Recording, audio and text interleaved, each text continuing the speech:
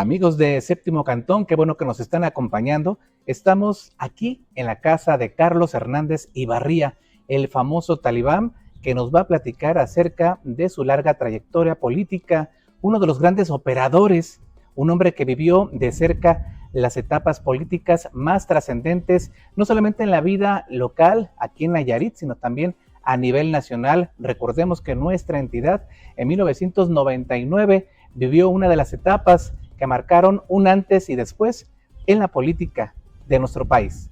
Bienvenidos a esta entrevista con Carlos Hernández Ibarría, el talibán. Amigos de Séptimo Cantón, ¿qué tal? ¿Cómo se encuentran? Muy buenos días, muy buenas tardes, muy buenas noches. Nos encontramos con un buen invitado, un hombre que ha sido trascendente para la vida política del estado de Nayarit.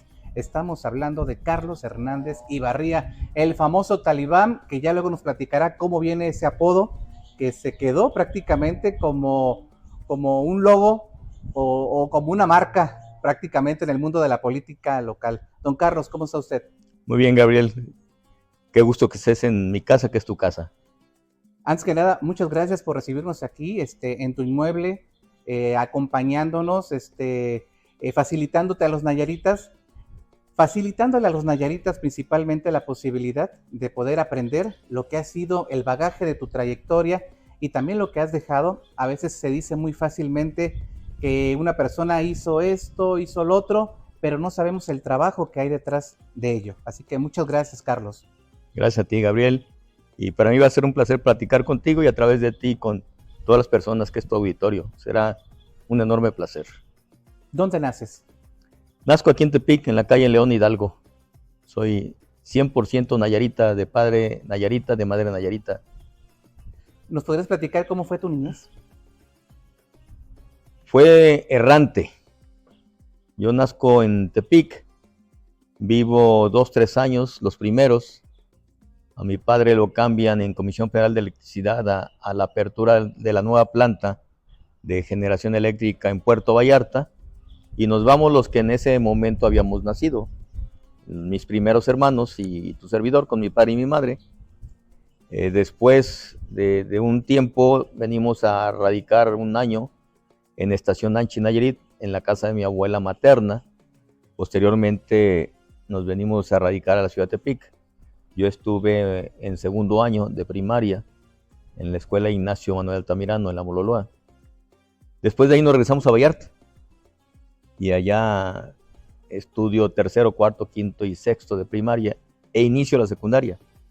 Luego nos regresamos a Tepic y hago primero secundaria. Y de ahí nos vamos a Guadalajara por motivos del trabajo de mi padre. ¿A qué se dedicaba tu papá? Él siempre fue mecánico en Comisión Federal de Electricidad, mecánico industrial. Siempre estuvo en eso y le iba bien porque en Comisión Federal de Electricidad siempre los sueldos han sido buenos y por ese motivo pues todos mis hermanos estudiamos en Guadalajara con esa condición ventajosa de tener un padre que trabajaba allá pero que nos dio la posibilidad de estudiar a todos, por cierto, en escuelas de gobierno que eran muy buenas todas en ese tiempo. Después me regreso. Pero fuiste niño feliz. Sí, fui un niño feliz porque los paisajes de Estación Nanchi, de Tepic y de Puerto Vallarta eran la naturaleza. Eran paisajes maravillosos que no le envidian nada a ningún otro paisaje del mundo. Pues ya nos estábamos aproximando a una etapa muy bonita ya en Guadalajara, ¿fue? Sí, estudié en la etapa final de la secundaria, la preparatoria y la universidad. Estuve en Guadalajara estudiando eso. Después se abre una oportunidad muy interesante para iniciar mi carrera política con el pie derecho en cuanto al aprendizaje. Un grupo numeroso y con mucha vocación política de la Universidad de Guadalajara nos fuimos a ayudarle a lo que sería la campaña presidencial de Javier García Paniagua, gente de Jalisco. Él estaba en el Comité Ejecutivo Nacional del PRI y se llevó un grupo de gentes de la Universidad de Guadalajara, y entre ellos, y aprendimos muchísimo de todo lo que pasó con García Paniagua y esa transición presidencial, que no fue solo la transición de un grupo, sino fue la transición de la política a lo que después se llamó la tecnocracia. Y esa transición es muy importante porque marca un rompimiento del sistema político mexicano, que después tuvo una serie de eventos sucesorios sin madurez política, me refiero a madurez social en la evolución, hasta culminar en este cambio que está sucediendo, pues que no termina de echar los cimientos y la claridad que todo régimen debe tener por el tiempo de maduración y la evolución. ¿De qué tiempo estamos hablando? Más o menos, ¿entre qué años? Me fui a la Ciudad de México en 1981, que fue en el año que yo salgo de la Escuela de Economía, mismo año que yo dejo de trabajar en Comisión Federal de Electricidad, porque yo, para pagar mis estudios, estudiaba en Comisión Federal de Electricidad. Termino la carrera y termino con comisión. Y me voy a México a hacer política. Y desde entonces me apasiona. Ahí conocí a grandes actores de la política nacional. ¿Con qué te quedas, ya que anduviste por ahí en las grandes ligas de la política, como por ahí se suele decir? ¿Con qué personajes te quedas, a lo mejor en lo personal o en la operación política? Porque pues de ahí aprendiste. Yo estuve en México en el Comité Nacional del PRI, en la Secretaría de Divulgación Ideológica, conociendo una ideología profunda, que fue la del nacionalismo revolucionario, de una izquierda mixta.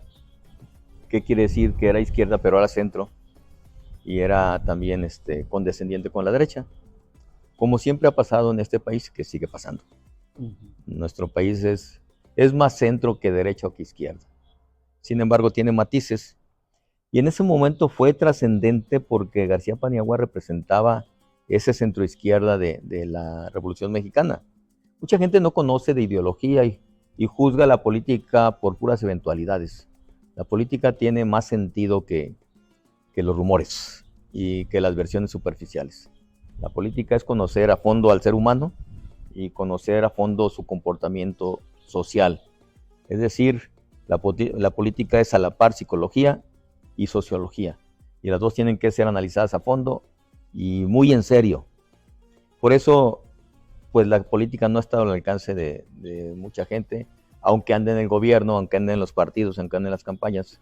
Eso no siempre es política. Política es sociología y psicología aplicada al comportamiento del ser humano de manera individual y de manera colectiva. Esa es la política. ¿En qué año decides retornar de nueva cuenta a tu estado? Cuando García Paniagua no es propuesto como candidato a la presidencia de la República, sino que esto recae en Miguel de la Madrid, que ahí empieza la tecnocracia, y entonces los grupos políticos de formación en el nacionalismo revolucionario, pues empiezan a romper. De ahí viene la fractura de donde migran fuera del PRI, que se fue madurando poco a poco, pero ahí inicia el proceso. Pues Muñoz Ledo, González Pedrero, que fue el tutor político de López Obrador. En aquellos años era el tutor político de López Obrador, que todos estamos en el PRI, por eso uno tiene que tomar con mucho cuidado los cuestionamientos partidistas, porque son muy relativos. Al final todos teníamos un tronco común y los partidos de oposición jugaban un papel tan sutil, por decirlo de esa manera, que cuando López Portillo fue candidato a la presidencia de la República, no hubo candidato a oposición. Eso te dice de qué se trataba, de qué se trataba la profundidad de los partidos políticos, su ideología. O sea, nunca hubo tal, y siempre será relativa. La filosofía, la ideología política viene de un pensamiento aplicado a la realidad y transformado a través de la verdad. Si no transformas la sociedad a través de la verdad, pues tampoco es política y no contiene ideología. A veces contiene discurso, pero no contiene ideología. Para que contenga ideología debe llevar rumbo certero y cierto en sus conceptos. Certero de hacia dónde va y cierto en sus conceptos de por qué. Y cuando tú tienes claro a dónde vas y por qué, pues tú tienes un concepto político, filosófico, ideológico, pues completo. Mientras no exista eso, no existe. Por eso uno se vuelve inmune a a la crítica superficial, al ataque eventual, es irrelevante. Pues ya te retornas a tu estado y empiezas a colaborar en tu partido, que era el PRI. Sí. ¿Qué pasa en ese periodo? Cuando sucede ese rompimiento político, mis amigos del Comité Nacional del PRI, yo les pido que me ayuden a regresar a mi estado en condiciones políticas claras. Y entonces le hablan a don Emilio González, que era el gobernador, y don Emilio, pues como eran esos tiempos y como siguen siendo de muchas maneras, me asigna un espacio y un papel en el Comité Directivo Estatal del PRI. Y empiezo a recorrer todo el estado, absolutamente todo el estado. Don Emilio le propone al Comité Directivo Estatal del PRI en ese momento que se haga una asamblea en cada comité seccional del estado. Es decir, recorrer todos los comités políticos de base en todo Nayarit. ¿Qué significó? Pues recorrer la costa, la llanura y la sierra. Entonces, me integré a Nayarit, me reintegré a la política nayarita de tiempo completo y con el territorio completo. Y eso fue muy afortunado.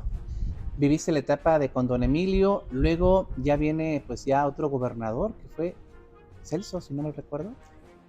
Sí, por cierto, con distancias políticas muy importantes.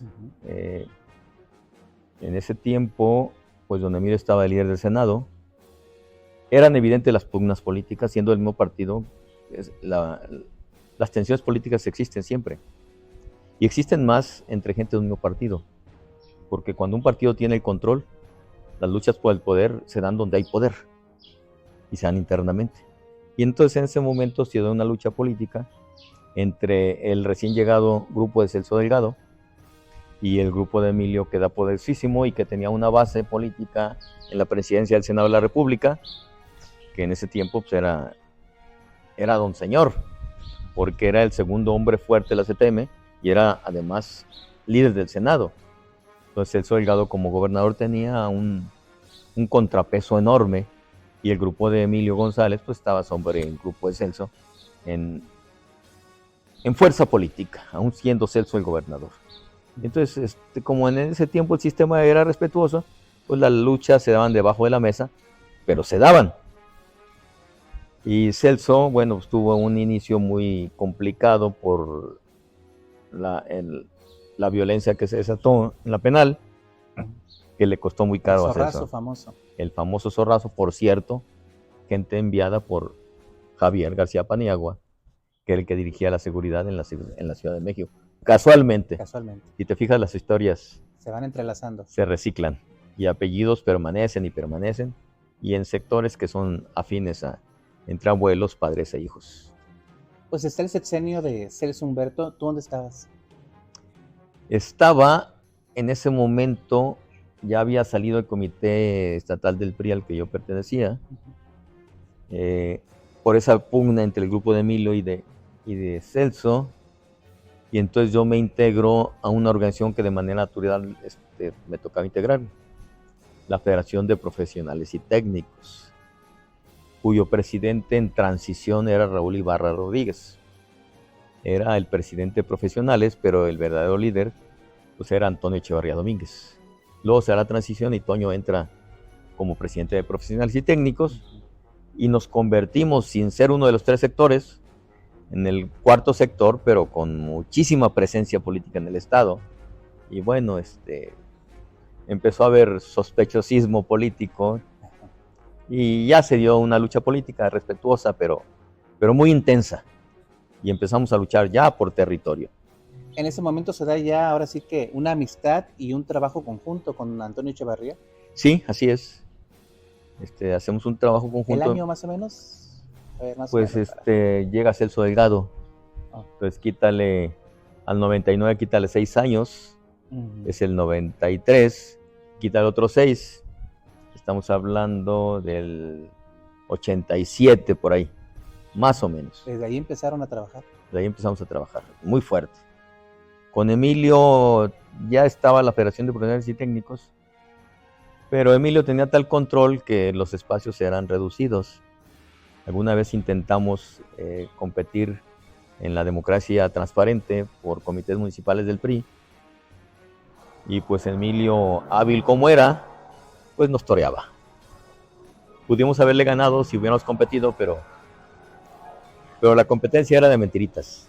Entonces, cuando alguien podía ganar de a de veras y no era parte de lo que ya estaba previamente designado, pues no había elección. Y ahí me tocó 2 elecciones que no se realizaron, que hubiéramos ganado muy fácilmente, que fue Jala y fue Ixtlán. Teníamos un equipazo allá en profesionales que fácilmente hubiera ganado, pero no hubo elección. Entonces es parte de ese juego de la política sutil, en que los poderes reales se imponen sobre la voluntad popular, cuando la voluntad popular no coincide con los poderes reales. Parece un juego de palabras, pero se tiene que revisar muy a fondo. A ver, participaste en varios eventos políticos. Yo recuerdo uno donde se encontraban, pues puro peso completo, por así llamarlo políticamente, donde estaba Antonio Echevarría, estaba el general Vallarta, estaba, a ver, acuérdame los nombres. Félix Torres, Liberato Montenegro, así es. Lucas Vallarta. Lucas Vallarta. No sé si Medina Aguiar. Medina Aguiar creo que también estaba por ahí. No Eran sé como si, 7 o no 6. sé si Salvador Sánchez Vázquez. Sánchez Vázquez. Todos ellos ahí estaban. Y fue una convención muy peleada, incluso en el radio. Yo me acuerdo que llegué a escuchar, fue una transmisión de más de 3 horas y se escuchaban muchos gritos, llegó el momento que cortaron la transmisión porque había ya incluso injurias. Bueno, esa convención no se llevó a cabo. Ajá. Quizá tú puedes estar hablando de la convención municipal cuando Félix Torres compite por la candidatura a presidente municipal, sí, con Antonio Echeverría. Ajá. Y con Marco Antonio, que era el delegado de Sede Sol. Sí, fue peleada esa. Sí, es así. Bueno. Esa fue de asamblea, pero fue truqueada. A los contendientes eran 3 y a 2 le dijeron que iba a ser democrática, y pues no fue democrática. Los chamaquearon. Bueno. De hecho, ese día fue el parteaguas para el rompimiento en Nayarit del Partido Revolucionario Institucional. Ese día, entonces, creo que a lo mejor me equivoqué que era para ese tema, pero sí fue... Que por cierto, en esa convención estuvo de espectador el general Vallarta, y de contendiente Antonio Echeverría, pero los chamaquearon. O sea, como si usabas en la política. Bueno, entonces ya estamos ante varias portadas de periódicos, los medios electrónicos, que no había digitales, pues empiezan a hablar de una posibilidad de alianza derivado del rompimiento que hubo de grupos del propio PRI. Antonio Echevarría, yo recuerdo las portadas. Es una transición más larga que lo que tú dices. O sea, ahí surge en origen político ese rompimiento, pero transcurre más tiempo. ¿Por qué? Porque entonces Félix Torres llega a la presidencia municipal de Tepic y empieza a buscar la candidatura para gobernador. Estamos hablando a la mitad del periodo de Rigoberto Ochoa Zaragoza. Y entonces Rigoberto Ochoa Zaragoza tenía como gran operador político al secretario general de gobierno, a Sigfrido de la Torre, con un estilo nada sutil, violento. ¿En el famoso Piro? Muy violento. Yo disfruté ese estilo, sí, en persecuciones políticas también. Bueno. Y bueno, se hace el golpeteo con Félix Torres, lo cual desgasta la imagen del gobernador por el golpeteo tan burdo de Sigfrido de la Torre. Y entonces se va debilitando Rigoberto, pero él no sabe que está debilitando. Pues transcurren, después de esa elección de Félix Torres, pues transcurren año y medio y llega el 98. El famoso 28 de enero de 1998. Que es el rompimiento del grupo de profesionales y técnicos con Rigoberto Ochoa Zaragoza, que en ese momento no rompemos con el PRI, rompemos con Rigoberto Ochoa Zaragoza. Y ya el rompimiento con el PRI va sucediendo de modo paulatino. ¿Y natural? Sí, y en el acompañamiento popular, porque como todos nosotros veníamos del PRI, pues lo que más traíamos era priistas. Mucha gente dice que perradistas y panistas, no había muchos, eran muy poquitos. Lo que más había era priistas. Por eso hay leyendas que dicen que el PAN y el PRI se unieron y derrotaron al PRI. No, apoyo del PRI, con apoyo de lo que había del PAN y lo que había del PRD, lo que había del PT y lo que quedaba del el último partido de Alejandro Gascón Mercado. ¿PRS será? Que era el PRS, que lo fundó Gascón Mercado, pero que ya no lo controlaba él, lo controlaba otro equipo. Entonces sucede ese rompimiento el 28 de enero y bueno, empieza a tener sentido el desgaste político de Rigoberto Ochoa. O sea, el garrote no le funcionó. Funcionaba más la sutileza de Emilio, que era el jefe político de Rigoberto, que la violencia verbal y real de Rigoberto, y desde entonces ya había carpetas, por cierto. Por cierto. ¿Y cómo vives ese proceso? Porque era algo inédito, yo lo comentaba al inicio de esta charla, fue algo inédito no solamente para Nayarit, sino también a nivel nacional, ese experimento político que se dio. Fue inédito a nivel nacional e internacional. Bueno. Nunca se había juntado la izquierda y la derecha, con lo relativo que cada uno puede tener en su ideología, pero formalmente era la izquierda y la derecha. Fíjate la ironía. El presidente del PRD era Andrés Manuel López Obrador, y el presidente del PAN era Felipe Calderón Hinojosa. De esos partidos nos hicimos. ¿Y comían en la misma mesa? No, ¿o no? Nunca comieron en la misma mesa. ¿No? ¿Sí había esa separación? Nosotros comimos en la misma mesa, pero no con ellos juntos. Ah, caray, esa es buena anécdota. Sí, Entonces, desde ahí había una animadversión, entonces. Sí, no tenían nada en común. Aceptaron ambos por la presión popular. En cuanto al PRD, ahí sí hay que reconocer que el que operó la anuencia del Comité Nacional del PRD fue Acosta Naranjo. Eso hay que reconocerlo. Y la anuencia nacional del PAN fue la base panista, que jugó un papel muy importante Rita Esquivel, en ese momento que era senadora, y ella convenció a los santones del PAN que aceptaran una asamblea estatal democrática, como lo fue. Y Toño gana el 98% de asamblea democrática interna del PAN. Y el PRD se viene así de lleno, con el aval de López Obrador. Se juntaron López Obrador y Felipe Calderón en esa alianza, no físicamente, en esa alianza, donde parecía imposible el agua y el aceite. Pues nunca han sido agua ni aceite. Bueno, ya hablaremos sobre... Es tan relativo eso. El tema de las ideologías, que por ahí ya platicamos hace unos días, sobre ya tu percepción en ese rubro. Pero bueno, yo recuerdo, porque yo era muy joven, muy joven, y me tocó estar en algunos pronunciamientos que hacía don Toño, en aquel momento en el centro de Tepic, y hasta la musiquita, todo muy bien armado, o sea, tenía un marketing excelente. Sí, era muy bueno. Era muy bueno y era un marketing ranchero. Toño Echevarría. Era muy ranchero, la creatividad era de gente de aquí. Hasta las azucaritas salieron. Y eso te voy a decir, lo crearon los niños. Así es. Eso no fue ningún mercadólogo, fueron los chiquillos que se les ocurrió lo del Tigre Toño. Y entonces ya después del Tigre Toño, el de azucaritas, surgió por añadidura el Pato Lucas. Ajá. Y entonces sí hicieron las dos botargas, donde el Tigre Toño pateaba al Pato Lucas. Fue divertidísimo eso. Sí. No había mala fe, era muy divertido, porque era cosa de los chiquillos. Bueno, los moneros creo que se dieron vuelo en esa etapa. Sí, porque fue muy bonito. Fue muy bonito y además nosotros sentíamos mucho respeto por el candidato del PRI porque era una excelente persona. El doctor Lucas era una excelente persona. Hijos de él eran amigos nuestros. Así era así era la política. Realmente el pleito no fue con el doctor Lucas. Las diferencias importantes eran con Rigoberto Ochoa Zaragoza, porque él no sabía qué era la política. Él sabía de carpetas y de garrotes. Y se repiten a veces historias, ¿verdad? No sé si ya él superó emocionalmente eso, pero es chusco recordarlo.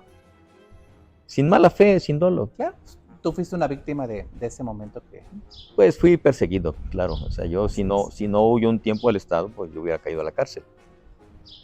Carlos, ya el mero día de la elección, ¿ustedes tenían miedo de que les hicieran algún tipo de chanchullo, por así decirlo? Mira, nunca tuvimos miedo porque no le hubiéramos entrado. Teníamos el cuidado de hacer todo bien para que para que no sucediera el fraude. Teníamos la certeza del triunfo, pero conociendo a Rigoberto, pues podía haber intentado algo, pero ya había muchos observadores internacionales, y después tuvimos la prueba contundente de que el presidente Zedillo realmente estaba observando que sucedieran las cosas democráticamente, porque el que reconoce primero el triunfo es el presidente Zedillo, con todas las polémicas que ahorita hay sobre él, pero en Nayarit él fue demócrata. En otras cosas no quiero meterme, pero en el caso de Nayarit él fue demócrata.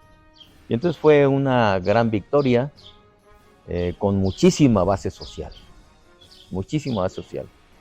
Tenía yo amigos del PRI que siguen siendo mis amigos, porque las amistades no hay que perderlas por la política, y me decían, es que ustedes no pueden ganar porque no tienen estructura. Ellos creían que no teníamos estructura. Lo que no sabíamos que habíamos construido desde el PRI una enorme estructura social, que después se convirtió en el voluntariado social, que ellos no entendieron a tiempo lo que se les venía, una base política operativa para que un gobierno funcionara. Porque los partidos, aún los nuestros, nos hacían el vacío los diputados, aún los nuestros, nos hacían el vacío los presidentes municipales, todo el mundo nos hacía el vacío. No se dieron cuenta que podíamos acudir a nuestra base social. Cuando nosotros les hicimos el vacío a ellos, en sus propios territorios, empezaron a darse cuenta cuál era nuestra estrategia. Pero ya los habíamos rebasado.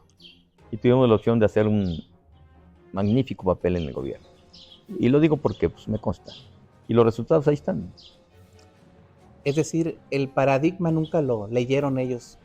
O sea, nunca vieron el cambio de paradigma. No lo entendieron porque traían un esquema en la cabeza, un esquema político. Y como nosotros estamos buscando el cambio real, pues nosotros estamos buscando todas las alternativas, todas. Y las alternativas eran analizando la realidad, no acatando patrones de conducta. ¿Los mató el dogma entonces a ellos, por así llamarlo metafóricamente? Sí, los cegó el dogma, los perdió el dogma. Después a los partidos que nos acompañaron también los perdió el dogma. No entendieron lo que era un movimiento social auténtico, porque nunca habían hecho ninguno. Esa es la verdad. Y entonces nosotros llegamos con la novedad, y pues fue un parteaguas nacional e internacional. Yo no digo que por eso ganó Fox, pero fue un caminito. Carlos, ya llegamos ahora sí que a la conformación del primer año de gobierno de Don Toño, donde vimos varios personajes que algunos incluso cayeron a la cárcel, otros definitivamente no dieron el ancho. Platícanos cómo fue esa conformación. Mira, sucedió que como la mayoría de nosotros venía del PRI, pues traían las mismas costumbres y la misma visión. Compadres, parientes, cuates. Pero como había una base social que presionaba, entonces empezaron a reventar los que tenían las mismas costumbres. Y unos salieron. Otros no salieron, pero les dio diabetes, por ejemplo.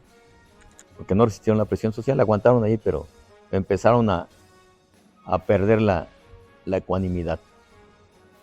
Y empezaron a suceder cambios, porque no resistían la presión social. Y no había que hacer nada más que cambiar.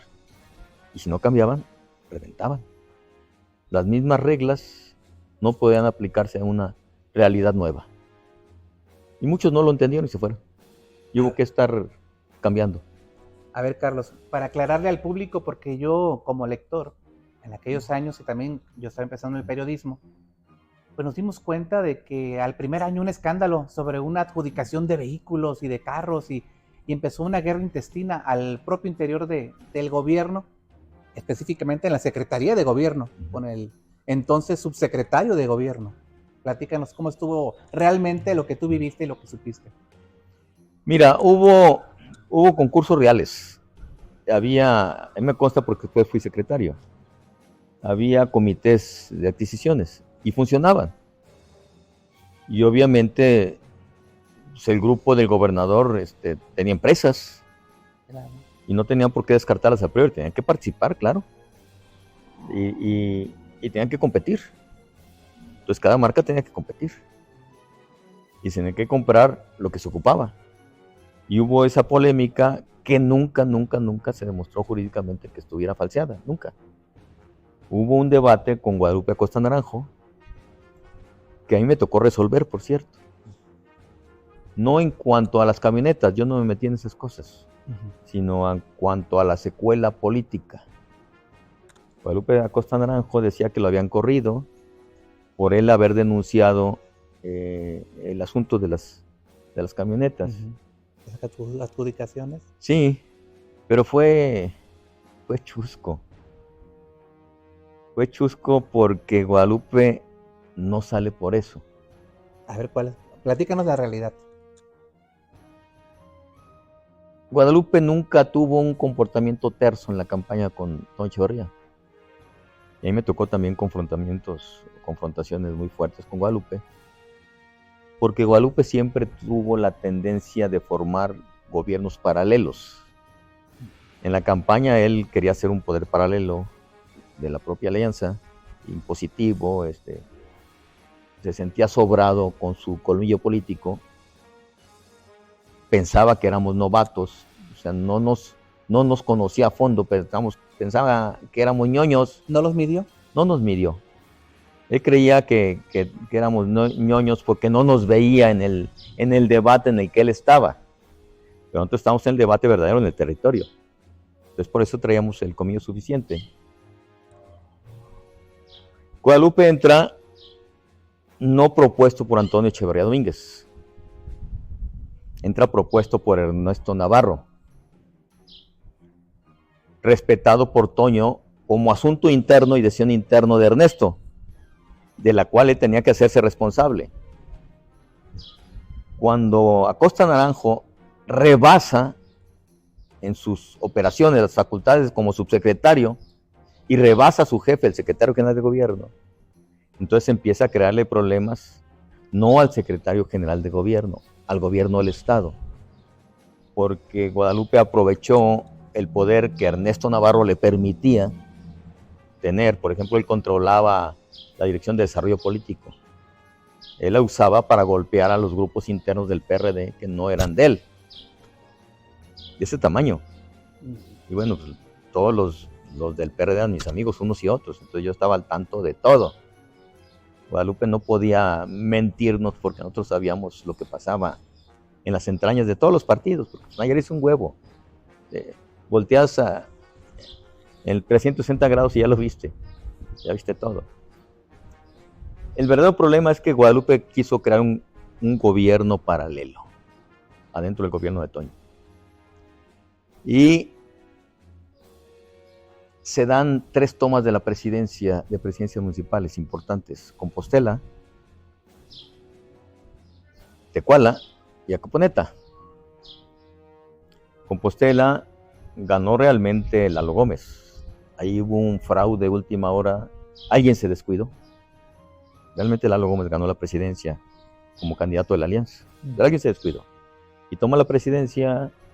Y bueno, ahí hubo asuntos internos del PRD que ellos arreglaron adentro y Lalo dejó la presidencia.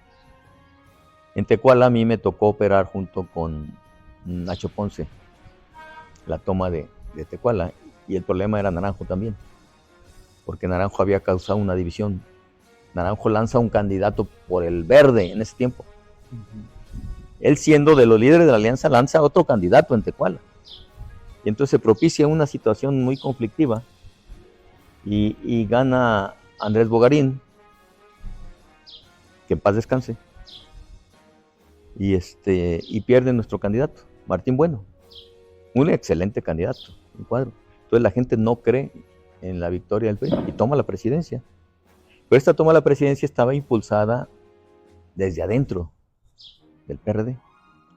Y entonces me tocó operarlo y convencer a los líderes de allá que la toma de la presidencia de Tecuala, a quien estaba perjudicando no era el PRI, sino le estaba creando un conflicto al gobernador que recién entraba y que lo iba a debilitar ante el sistema. Entonces, con esas razones manejadas de cierta manera, la gente se convence y entonces Toño entra de manera triunfal en Tecuala, la gente lo recibe con gloria y suceden las cosas bien. En ese mismo día, un cuadro de izquierda de Acaponeta nos entrega un papel donde Guadalupe Acosta Naranjo había pactado la entrega de la toma de la presidencia de Caponeta a cambio de un montón de prebendas que nunca consultó ni con el secretario de gobierno ni con el gobernador. Él decidió regalarles un montón de posiciones a las gentes de Caponeta, él por su cuenta. Y eso era totalmente ilegal. Era tan ilegal que Guadalupe se atrevió a llevarse a toda la fracción de diputados del PRD. Y entonces en ese acuerdo firmado por él, por los que tomaron la presidencia de Caponeta y por toda la fracción parlamentaria del PRD, avalando un acuerdo totalmente ilegal, totalmente impolítico, algo que debió caer en ese momento. Pues Toño se la guardó y pues fue evolucionando hasta que salió. Pero no salió ni por camionetas ni nada, salió porque quería formar un gobierno paralelo y bueno, a partir de entonces se dedicó a justificar su salida con argumentos de persecución política. No, nada era cierto, se lo demostramos incluso con documentos, todo lo que decía, se lo demostramos con documentos en programas públicos. ¿En consenso, si no mal recuerdo, algo así? En consenso me tocó debatir con él y enseñarle los papeles a la Cámara de por qué había salido y por qué lo habían metido a la cárcel. Lo metieron a la cárcel por denuncia del PRD. ¿No lo metieron ustedes? No, fue el PRD quien lo metió. ¿Te acuerdas de los que interpusieron la...? Fue Nacho Ponce y otras dos compañeros. No sé si Benito, no estoy seguro. Estoy seguro de Nacho. No estoy seguro si Benito Madero, por si me equivoco, me justifico desde ahorita. No estoy seguro de otras dos. Porque yo tenía el papel y yo lo mostré a la Cámara. ¿Por qué? Porque falsificó documentos.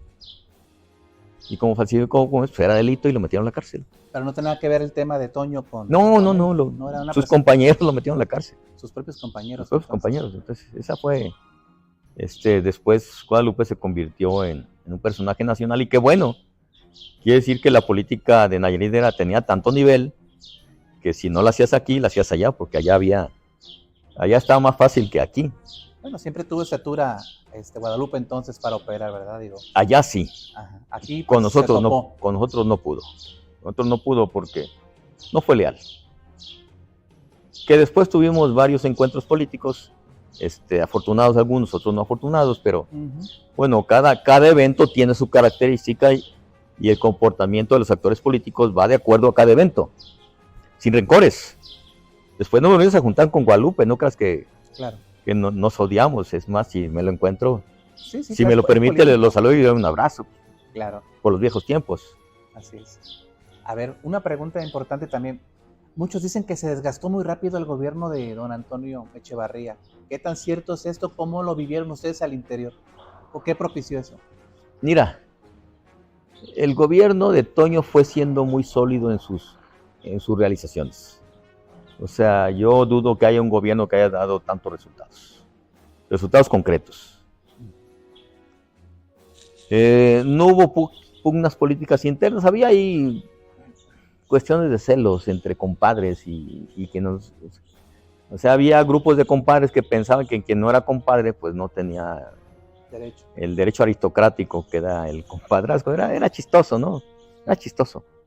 Era parte de la cultura perista, los compadrazgos y los parentescos. Hubo ciertas cosas, pero que no llegaron a mayores, no llegó la sangre al río.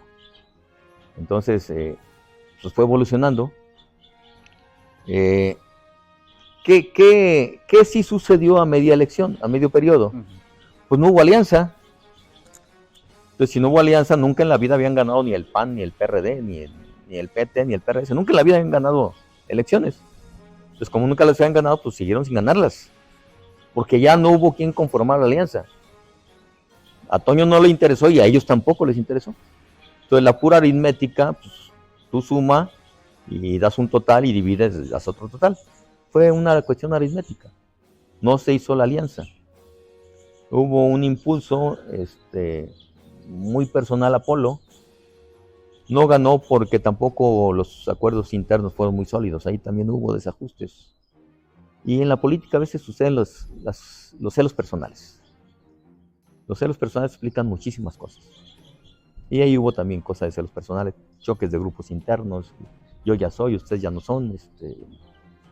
Que fue el caso emblemático de la presidencia de Polo contra Ney González.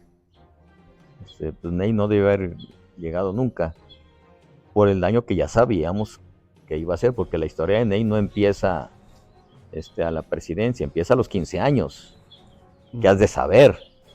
Nunca se aclaró Claro, el tema. el secuestro, pero en lo oscurito pues todos supimos de los billetes marcados que aparecieron en una cuenta. Entonces ya sabíamos quién era Ney, nadie se engañó, pero pues lo dejaron pasar. Ahí hay cosas que yo no me explico y no me atrevo a decir porque no tengo los pelos de la burra en la mano, pero sospecho que hubo acuerdos en lo oscurito para que Ney pudiera ser primero presidente y luego gobernador, desafortunadamente. Que muchos dicen que tenemos en puerta un nuevo Ney, ¿verdad? Pero no sé qué tantas características tan similares pudieran tener. Mira, tendríamos que brincarnos muchas cosas en esta charla, podemos, pero claro. Pero hay condiciones políticas nacionales que van a determinar cosas, ¿no? Y luego ya la realidad va a decirnos si se repite la historia, pero la realidad nos va a decir. Bueno, seguimos con el gobierno, estamos aquí ironizando. Seguimos con el tema de que estás en el gobierno de Toño y tienen que entregarle prácticamente pues a la entonces oposición. Gana el PRI, entregan al PRI gobierno otra vez. Sí, claro. Sí. ¿Cómo lo viven ustedes ahora esa etapa otra vez? Es parte ya del oscurito. Ney no tenía por qué haber ganado. Realmente yo estoy convencido que ganó aquel doctor Navarro, no este. El doctor Navarro 2005, que son dos personas distintas. El doctor Navarro 2005 es una persona y el doctor Navarro de ahorita 2025 es otra persona. Lo digo con respeto, pero la política la hace la realidad. Y entonces, no se hace la alianza política verdadera. Ninguna.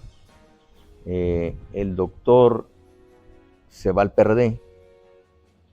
Toño se tarda en apoyarlo. Se tarda. Deja transcurrir tiempo. No sé si porque estaba pensando si apoyarlo o no. O no sé si porque estaba pensando no apoyarlo. No lo sé. La mente humana siempre será un misterio. Pero hubo cosas raras. Cosas raras. Me tocó ver. De último momento, un poco más de un mes antes, Toño me invita a renunciar a la CEDER como secretario. Y me invita a irme a la campaña Navarro. Y lo acompaño todo el día, todos los días, durante un mes. Y en ese mes, en las encuestas, alcanzamos y rebasamos a Ney González. Por eso fue todo tan raro.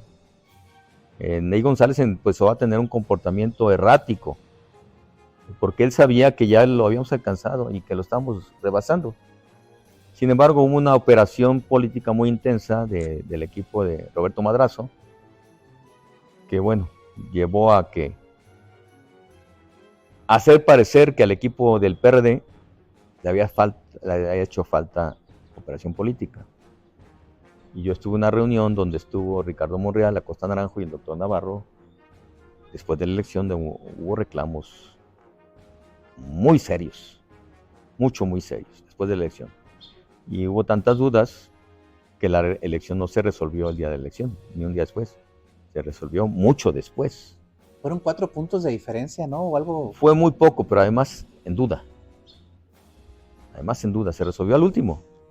Lo resolvió un tribunal. No resolvió en las urnas. Resolvió un tribunal. Entonces, hay muchas cosas ahí que enturbian la llegada de Ney. Y no sé si eso trastocó la filosofía del doctor y lo convierte en un hombre optimista entonces y cercano al hombre distante que soy, que no quiero juzgarlo a detalle, pero sí quiero decir el hombre distante que soy. Bueno, pues ya estamos en el gobierno de Ney Manuel González. ¿Cómo lo vivió usted? Con mucha persecución. Yo fui un secretario muy activo, muy propositivo, de muchos resultados, y entonces a mí me tuvieron 7 años explicándoles a auditores con manzanas y peras dónde estaba cada peso que ellos no encontraban, porque ellos no lo encontraban, ahí estaban donde decían los documentos, pero ellos no los encontraban. Entonces tuve que pagar abogados para que estuvieran cuidándome de que no me fueran a inventar un delito, nunca me encontraron un peso, yo no tengo una sanción de un peso, no tengo una sanción administrativa, nada absolutamente, pero duré 7 años rindiendo cuentas por esa persecución que Ney ejerció. Y poquito Roberto, porque Roberto me debía algunos favores importantes, que yo cuando secretario se los hice. Después espero que se haya dado cuenta de sus errores. Después Ney le ordenó a través del líder del Congreso, cuando Roberto recién entraba de diputado, le ordenó que me denunciara de haberme robado 100 millones de pesos. Yo lo confronto en consensos precisamente. Y le pregunto, a ver Roberto, ¿de qué partida? ¿Bajo qué concepto? ¿Con qué proyecto? Y Roberto me dijo una cosa increíble. Dice, pues no sé. Voy a investigar y en un mes te digo. Y es hora que no me ha dicho. Y ya pasó mucho tiempo. Y ya pasó mucho tiempo. Y lo digo sonriéndome porque pues, son anécdotas, ¿no? Claro. Después de que le ayudé a Roberto, pues me paga con eso, pero yo entendí que lo habían dado en ella a través del líder del Congreso de ese momento. Son cosas chuscas, la política a veces es ridícula, pero hace mucho daño. ¿Fuiste diputado? Sí. Platícanos, fue del 2008 al 2011, ¿no? ¿Algo así? Sí, algo así. Hicimos una alianza entre el equipo de Toño y el equipo de Navarro, el Partido Verde y el PRD. Esa alianza casi nadie la recuerda. Y Navarro iba de candidato a presidente municipal de Tepic en contra de Roberto Sandoval, precisamente. Pero fue una alianza desordenada. Hubo actores políticos ahí que complicaron las cosas. No ganamos, pero casualmente ahí fuimos diputados varios. Yo fui uno de ellos. Juan Chegaray fue otro. La compañera Noemí también fue diputada en esa alianza. Entonces llegamos a medio periodo en ella, que ahí me sirvió porque pues ahí no hallaba cómo agarrarme. Y bueno, pues ahí le di batalla a ella y a todo el Congreso. Fue muy divertido, por una razón curiosa. La mayoría de diputados no estaban preparados para debatir. Entonces a veces los mandaban a debatir conmigo y no estaban preparados. Entonces era divertido estar ahí con ellos. Bueno, viviste el periodo de Ney, por así que perseguido, por así llamarlo, cuestionado por temas que tenían que ver con la hacienda pública, pero después viene ya el tema de las nuevas elecciones. Hay una elección antes, que es la de López Obrador. También operaste en esa. Pues tan operé que fui candidato a senador. Bueno. Y gané. Pero los grupos políticos decidieron que perdiera. Caray. Platícanos esa, a ver, platícanos. Yo gano todo el día. Incluso la fórmula de senadores era Javier Castellón y yo, más que yo iba en segundo lugar. Gano todo el día. Y en Tepic nosotros sacamos muchos votos más que la candidata a diputada federal que ganó, que fue doña María Eugenia Jiménez. Ella ganó la diputación de Tepic, pero la fórmula de senador sacamos más votos que ella. Y sin embargo nos vamos al distrito de Compostela y lo cierran y no lo abren hasta que perdimos como con 900 o 1000 votos. Hasta entonces lo volvieron a abrir. Convirtieron más de 10,000 votos en 11,000 votos en contra. Así y hubo una anécdota. Ahorita no voy a decir nombres porque tendría otra vez que demostrarlo y presentar las pruebas. Pero lo voy a decir. Una vez en Bahía de Banderas fue gente muy cercana a mí. Mi familia más cercana, la más cercana, a una asamblea de estructura electoral.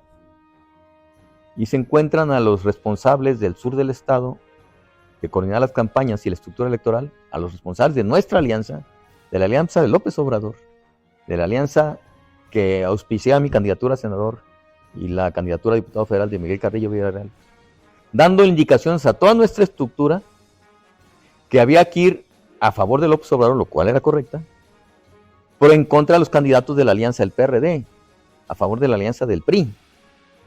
Y eso coordinado por 2 de los personajes que coordinaban la alianza a nivel estatal, de los nuestros. Y ahí me dijeron mi familia, oye, demándalos, denúncialos. No, porque voy a hacer más grande la herida. Pero sucedió. Y así no fui senador. No estoy dolido, pero bueno, la historia ahí está. Ahí está la historia. Sucede. Con el tiempo me dicen que estaban de acuerdo los míos también. Digo, pues no sé. No me lo juren, porque si me lo juran, a lo mejor lo creo. Bueno, como dice por ahí una canción, todavía duele, ¿verdad? Pero ¿Te acuerdas? ¿te Ya no te acuerdas? duele, pero te acuerdas. Ahora sí ya viene la etapa propiamente de la elección donde está doña Marta y está Roberto Sandoval. Ahí sí operaste ya directamente. Sí, yo fui junto con Cuauhtémoc Navarrete el principal operador de la campaña. Junto con Cuauhtémoc Navarrete. Los dos fuimos los responsables de la campaña, de Marta Elena. Y ganó. A ver, ¿cómo es eso que ganó? Ganó. O sea, Platícanos. ganó. Ganó y nosotros hicimos una estructura que cuidara la elección. La quitaron y pusieron una estructura del PRI para que operara el fraude. Mucho se dijo, tú desmiénteme, no hay problema, que don Toño no estaba de acuerdo con la candidatura de doña Marta. Mira, una cosa pública en ese tiempo, también no quiero entrar en dimes y diretes porque yo le debo respeto a Toño, pero una cosa pública, que fue pública, es que la pareja de Toño en ese tiempo, con la cual en ese tiempo ya tenía, no sé si 3 niños o 2, pero en esas andaba, denuncia públicamente, saca un video bien editado, que hubo rumores que era una amiga nuestra la que había hecho el film. Tú seguramente sabes el nombre de esa compañera, que lo había hecho en un hotel importante de aquí en la ciudad, la filmación, donde ella dice que si gana Marta, se va a ir contra ella, contra sus hijos y contra Toño. Toño nunca la desmintió. Y sin embargo, dentro del PAN modificaron la estructura electoral y pusieron una estructura electoral del PRI manejada por el magisterio. Y entonces Marta, que tenía que ganar, perdió. Áyale, que públicos fueron los desacuerdos familiares. Eso yo no me meto en la vida privada. Ellos lo hicieron público. Sí, claro. No yo. No estamos hablando de temas personales, No, fueron públicos. Fueron públicos. Claro. Hechos públicos por ellos.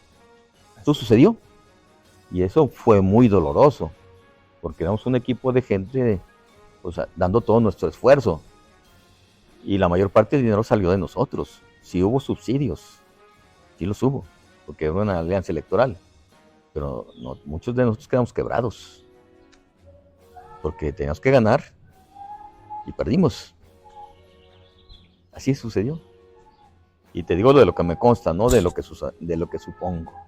Pero sí comentas que hubo ciertas irregularidades el día de la propia elección. Sí, claro, nombramos a la principal parte del equipo, observadores electorales, ciudadanos. Y fue un desastre. Te quiero decir que yo tenía copia de todas las actas de Tepic, todas. Hicimos el análisis. No había un 5% de actas con datos verdaderos. Las sumas no daban, ninguna. Todo era un desastre. Y yo lo propuse al Comité Nacional, al Comité Estatal del PAN que trajera abogados de México del PAN, para no atenérselo aquí. Pues me reclamaron de manera muy airada que por qué estábamos impugnando la elección. Así. Y entonces los temas personales a veces indebidamente se mezclan con los temas de la sociedad. Uno debe respetar las vidas familiares, pero las personas deben de respetar la vida social. Nadie es dueño de la sociedad, por más poder que tenga. Y en Nayarit ha pasado eso muchas veces, desafortunadamente. Los poderes se sienten por encima de la sociedad. Y eso hace mucho daño. Con el tiempo uno cree que la parte social que todos tenemos, porque todos tenemos una parte individual y una parte social, cuando le fallas a tu parte social, uno cree que el remordimiento te va a atormentar. No sé si atormente a aquellos que actuaron en contra de su parte social, porque fueron situaciones aberrantes, vergonzosas. ¿Cómo vives el proceso ya con Roberto Sandoval como gobernador? Ni bien ni mal. Roberto me respetó porque él sabía lo que me debía. Hice algunas acciones con cierto liderazgo social. Gestiones. Gestiones. luchas ejidales, yo soy ejidatario de un ejido del norte del estado. Me metí en algunos conflictos con el gobierno, nada grave. Un funcionario me dijo, oye, pues si sigues así, puedes ir a Beitia. Y le dije, oye, tú quieres arreglar todo a beitazos. Ya no lo hizo. Porque además yo previamente había tenido una buena relación con Beitia cuando fue secretario de Seguridad Pública de Tepic. Yo tomé la presidencia de Tepic y tomé el Palacio de Gobierno con una huelga de policías, policías estatales y policías municipales. Pero sin embargo nunca hubo confrontaciones con Beitia. El Beitia que después supimos que era, pues conmigo fue un caballero en la presidencia de Tepic. Tengo que reconocerlo. Ya en el estado no me le acerqué, no quería ver qué tanto había cambiado, pero reconozco que no me tocó. Y pues yo le debía agravios en la presidencia de Tepic, pero no pasó nada. Y Roberto, pues yo le había hecho favores, sí lo sabe. Tampoco me tocó. Entonces para mí Roberto fue un pésimo gobernador, pero de manera personal me respetó. Pero como gobernador fue terrible. ¿No te invitan a la campaña de Antonio Echevarría García? Me invitan al evento del 28 de enero. Me invitan de manera insistente. Yo ya estaba comprometido con Manuel Cota, yo nunca rompo mis compromisos. No entendí por qué me invitaron de manera tan insistente, si yo no estaba ahí. Lo entendí porque yo era fundador del movimiento 28 de enero. Fui en esa calidad. Pero también me insistieron que hablara, hiciera uso de la palabra. Y abrí el evento. El 80% eran amigos míos que se habían formado conmigo en las campañas, junto conmigo. Eran mis amigos, casi todos. Y bueno, hubo una exclamación de optimismo pensando que yo me sumaba y en el discurso, lo más respetuoso posible, pinté mi raya, públicamente. Pinté mi raya, para que no hubiera duda, porque había dudas. Y me sirvió para pintar mi raya públicamente. Y como dice por ahí un periodista, el que entendió, entendió en esa vez. Algunos no lo entendieron, pero otros, lo que me interesaba que entendieran, lo entendieron. Entendieron mi discurso. Fue muy elocuente para la clase política, aunque no para todos, de cómo yo estaba pintando mi raya. Y la pinté. Y sigue pintada. Yo guardo los afectos personales, ahí están. Respeto a las personas con las que tuve una gran convivencia, con las que tuve grandes logros. Si un día me invitan a un café por los viejos tiempos, voy con gusto. Pero lo que estuvo bien, ahí está. Y lo que estuvo mal, ahí está. Pero realmente no hubo, bueno, hubo un acercamiento para este evento, pero no un acercamiento realmente para incrustarte en la estrategia. No, creo, y es una creencia, nada más, que pensaron que me iba a entregar. Pero los acuerdos no se dan así. Los acuerdos es de manera privada, una charla, se habla, se dan las razones, se dan los porqués, se dan los cómo, y entonces se puede llegar a acuerdos, o desacuerdos, pero concretos. Ahí no hubo eso. Hubo una invitación a un acto público, y yo reaccioné en ese contexto. Mucha gente se sorprendió, no tenía por qué sorprenderse. Yo no estaba traicionando a nadie ni a nada. Claro. Yo estaba siendo congruente con mis principios, los mismos que abanderé toda la vida, con los que ejercí, con los que sigo ejerciendo. Por eso cuando me decían que cambies de partido, con mucha felicidad, no, pues es que los partidos representan sus actos. Si los actos son color rosita, son partidos rositas. Si son negros, son negros. No importa lo que digan sus libros, importan sus actos. Y hay que leerlos correctamente. ¿Por qué Manuel Cota? Porque era el que podía ganarle a Toño Chico. Yo sabía de la absoluta inexperiencia de Toño Chico. Absoluta. Yo no podía sospechar que iba a ser un pésimo gobernador. Yo sabía que iba a ser un pésimo gobernador. Y lo dije públicamente. Tú no puedes manejar un estado tan complicado sin tener ni tantita experiencia política. Y sabía quiénes eran sus operadores. Y él no tenía experiencia, pero sus operadores sí tenían mucha experiencia, pero en lo peor. O sea, estaban preparados para el mal. Y lo hicieron. ahora sí que, como dicen, fue un gobierno que perdió la luz. Pues nunca la tuvo, no la perdió, nunca la tuvo. Bueno, digo, perdió la luz porque finalmente al final del cuatrienio varias instituciones, edificios públicos se quedaron sin luz por la falta de pagos. Propiamente. Sí, todo fue consecuencia lógica de la inexperiencia por un lado y de los operadores que iban a lo que fueron, iban a lo de ellos. En ese inter sucede lo de Compostela también.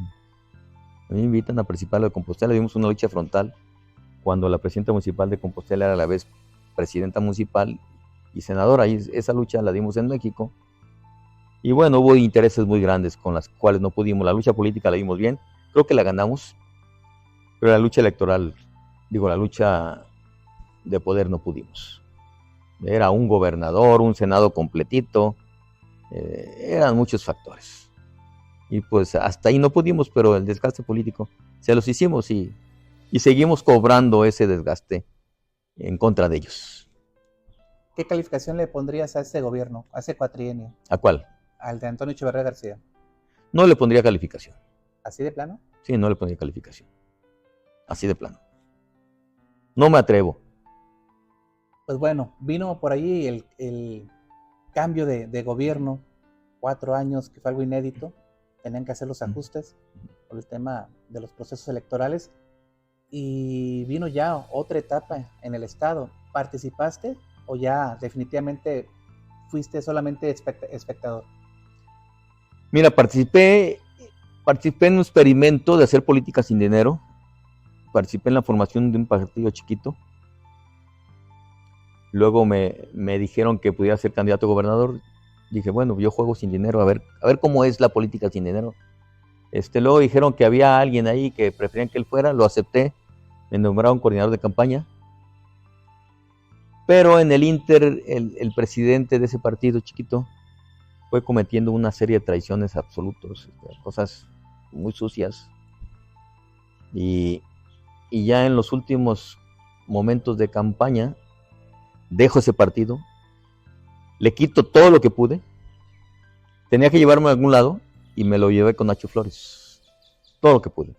Y creo que algo ayudé para que Nacho Flores agarre un poco más de votos. Pero mi objetivo era evitar que ese partido pequeño y ese líder traidor cobrara un salario político del trabajo de gente que pretendíamos ayudarles y a las cuales ellos defraudaron. Entonces tuvo ese papel porque con el doctor de Amarro yo no comulgaba, porque creo que él tenía una deuda muy grande conmigo y porque nunca le vimos compromisos sociales de desarrollo. Hoy el doctor debemos apoyarlo, pero creo que él debe de recuperar el rumbo. Yo no me sumo a esa consigna de que contra la gente de México, pero él sabrá si todo lo que está diciendo es cierto. Ojalá sea cierto. Ojalá. Eres un hombre muy frontal. A ver, para la gente que nos está observando, ¿de qué partido estamos hablando donde se da esta desvinculación? ¿Cuál? ¿Partido chiquito? El partido chiquito. Viva. Ah, ok. ¿Quién era el personaje? Digo, no porque... Daniel Yáñez. Bueno. De ese tamaño.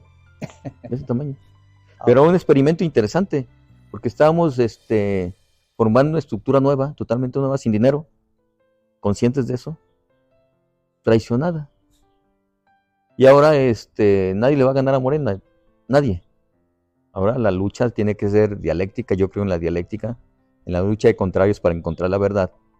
Entonces tiene que ser eso. Y quizá yo apoye un proyecto, si lo hay realmente en Nayarit, yo apoyo un proyecto porque va a ganar Morena, indudablemente, pero que sea hacia los resultados que aterricen en la población, en el bienestar de la gente, en el desarrollo de la gente, en la autonomía económica de la gente, que es lo que importa. Importa darles cosas, pero importa más su autonomía. Entonces hay que ayudarlos a ser autónomos desde el punto de vista económico. Y en eso yo sí participaría, sabiendo que va a ganar Morena, sin ninguna duda. Estamos llegando prácticamente a lo que es la recta final de esta entrevista que nos acabas de dar, pero quiero irme con algunas preguntas muy puntuales porque espero que nos contestes lo que se te venga a Está la bien. mente. ¿Sigue vivo el video? Seguimos vivos. Sale. Así es, afortunadamente. Guadalupe Acosta Naranjo. Una gran habilidad política al servicio de un espadachín fatuo. Miguel Ángel Navarro Quintero. Ocupa recuperar la alegría de vivir para ser bueno. Marta Elena. Marta Elena está haciendo lo correcto, recuperando la tranquilidad. Antonio Echevarría Domínguez. Debe revisar su papel histórico. Un gran gobernador, como es gobernador, debe revisarse. ¿Tu amigo? Lo fue, ahorita no estoy seguro. Si me da la mano, se la doy. Si no me la da, no pasa nada. Roberto Sandoval. Pobre Roberto. Polo Domínguez. Polo Domínguez, un excelente médico. Ramón Cambero. Raúl Cambero, ¿todavía existe? Bueno. Tu familia. Lo que más quiero. Tu vida. Mi vida, la felicidad, mi familia, mis hijos, la tranquilidad, escribir si me da tiempo. Tu presente.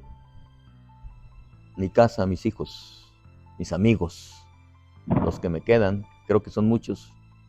Aportar experiencia y escribir. Tu futuro. Mi futuro, lo mismo que mi presente, multiplicado por las veces que se me permita. Pues aprovechando que comentaste que tú crees que va a ganar Morena otra vez aquí en el estado de Nayarit, te voy a hacer ahora sí que unas preguntas de algunos personajes. Pavel Jarero. Pavel Jarero está ganando mucha experiencia. Debe de aprender lo bueno y lo malo que ha cometido. Los ha cometido las dos segmentos, lo bueno y lo malo, los ha cometido. Pero si lo tomas como experiencia, pues se convierte en bueno. Obviamente tiene un gran apoyo en el centro. Obviamente. Gustavo Ayón. Gustavo Ayón, gran deportista, le falta escuchar más a muchos de sus amigos. Héctor Santana. Héctor Santana está despuntando mucho. Va a depender de factores nacionales. Adán Casas. Adán Casas yo lo considero mi amigo. No creo que sea actor estatal. Puede ser municipal, regional. Es un buen hombre, pero no le dan las circunstancias para ir más allá. Creo que se va a mantener vigente, pero no más allá. En el norte se ha movido mucho Manuel Salcedo. Manuel Salcedo tiene su territorio. Lo demás es especulación. Yasmín. Yasmín, muy activa, conozco muy pocas activistas como ella, pero depende totalmente de las circunstancias nacionales, totalmente. Para nada de ella misma, depende de circunstancias nacionales. Geraldine Ponce. Geraldine pues, es la que se le acomoda mejor el panorama político, pero la política tiene palabras de última hora por circunstancias, pero a ella se le acomoda, porque esa es la realidad, pero puede cambiar porque la aritmética nacional puede cambiar, entonces, si bien tiene tantas posibilidades, no está dicha la última palabra, mientras debe reflexionar sobre lo que hay que hacer, que eso importa. Alejandro Galván. Alejandro Galván, creo que todavía no sabemos cuál es su papel. Quizá ni él mismo lo sabe, porque depende de muchos factores políticos. Movimiento Ciudadano. Metieron a Gloria Núñez y hasta ahí llegaron. PRI. PRI, es que ya no es el PRI. El PAN. Ya no me acordaba de Ramón Cambero. El PAN va a depender totalmente de Licho Reyes. Totalmente. Lo que haga Licho Reyes es lo que va a hacer el PAN. Nada más. Solo eso. Águeda Galicia. Águeda Galicia tiene que aclarar una firma de un fideicomiso de 3 firmas. el fondo de pensiones. Yo manejé fideicomisos y ocupan 3 firmas. ¿Quién firmó?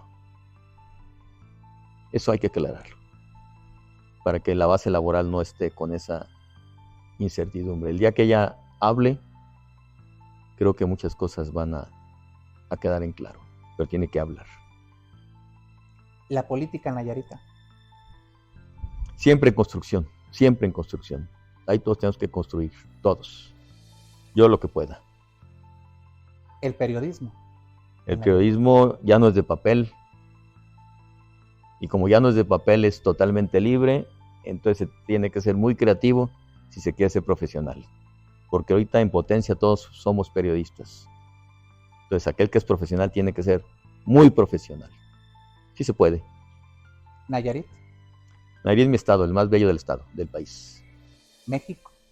México, un país bellísimo, riquísimo, que soporta caer en la ruina cada cierto tiempo y siempre se levanta. Y siempre se va a levantar. Pero tenemos tantas oportunidades, si las aprovechamos, somos un enorme país, pero hay que aprovecharlas. No debatamos superficialmente. Vamos. ¿Escritores? Escritores, yo quisiera ser uno. ¿Favoritos? Favoritos, a mí me gusta mucho Pedro Páramo, Juan Rulfo. Me gusta más que García Márquez. Él es mi escritor favorito. ¿Tu libro? ¿Cuándo? Ya debía haberlo hecho. Si te diera la fecha, te diría el año pasado. Entonces, de ese tamaño es la fecha. Si te diera la fecha, te diría el año pasado. ¿Cómo quisiera ser recordado? Por mis hijos y por mis amigos. Lo demás no me interesa pasar a la historia. Creo que lo que hice bien lo van a recordar aquellos con los que conviví. Alguna vez tuve campañas muy caras de prensa, cuando había esas posibilidades. Nunca tomé un peso para regalárselo a alguien, para que me hicieran el favor. Y creo que les costé muy caro y no me sacaron ni un 5. No compro yo amor. No ocupo. ¿Cómo vive un operador político? Porque lo fuiste y creo que lo sigue siendo en la esencia. Hay operadores políticos en Nayarit muy visibles. Guadalupe Acosta Naranjo es uno de ellos. Yo a ti, por todo respeto, te pongo también en ese nivel de grandes operadores políticos de la política nayarita, no de unos 5 años, 10 años, más de 20 años. ¿Cómo lo vives como operador? ¿Cómo lo vives? ¿Cómo hueles la política? Si tú quieres ser operador, tienes que estar diario al tanto de la realidad para saber qué haces con ella.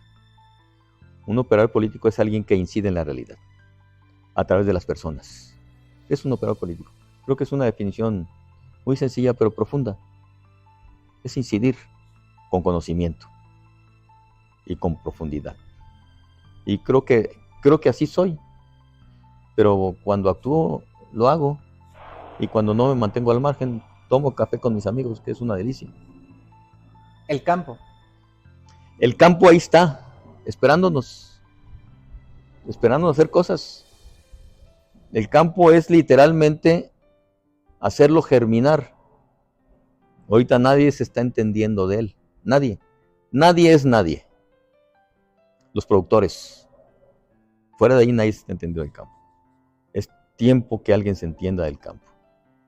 Y luego, con todo respeto, no quiero denostar lo que están haciendo porque no veo lo que están haciendo. Entonces, ¿cómo lo cuestiono?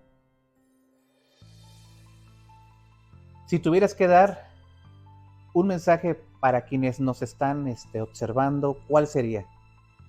Mensaje final. Analicen la realidad, no dejen de llevar por los rumores ni por las pasiones. El fanatismo es el peor pecado social. Bueno, amigos de Séptimo Cantón, muchísimas gracias por habernos acompañado en esta entrevista. Una entrevista que yo había tratado de tener desde hace ya mucho tiempo. Nada más nos encontramos en la calle, en el centro, o en algunos sitios que... Pues, en los velorios. En los velorios también, ¿verdad? Coincidimos. Y te agradezco mucho la oportunidad, un hombre de tu bagaje, de tu experiencia. Yo creo que era válido y es válido pues conocer el Nayarit político a través de tu conocimiento y tu experiencia, Carlos. Gracias, Gabriel. Muchas gracias. Amigos de Séptimo Cantón, muchísimas gracias por habernos acompañado. Hasta luego. Respecto al apodo de Talibán, te comento, Gabriel, que desde antes de la llegada de Toño Echeverría al gobierno en el 99, yo mantenía una continua relación y liderazgo con distintas organizaciones económicas, políticas, sociales y laborales que confrontaban a los intereses ya creados, a los monopolios y a los cacicazgos que ya existían. Y cuando llega Toño, pues incremento mi activismo y me convierto, de hecho, en un asesor externo del gobierno. Y esa lucha ya identificada con el gobierno entrante, pues se identifica porque muchísimos grupos ven afectados sus intereses y pues obviamente confrontan al gobierno, y yo les respondo siempre con argumentos, y estoy constantemente en los medios y constantemente en la lucha social y en el territorio. Entonces ese activismo pues despierta mucha susceptibilidad. En ese tiempo sucede el ataque a las Torres Gemelas de Nueva York por parte de los talibanes, y entonces a una parte de la prensa del Estado pues le resulta muy sencillo y muy fácil adjudicarme esa definición de talibán por mi activismo y por mi confrontación continua y por mi lucha y por mi liderazgo. Es decir, tanta presencia en el Estado, pues a ellos les parecía que tenía que tener una definición en su lenguaje, y a ellos les pareció que el mote de talibán era el correcto, y te confieso que nunca me molestó. Al contrario, me dio cierta relevancia y mucha identidad. Era muy fácil identificarme con ese apodo, y pues para mí era un estandarte.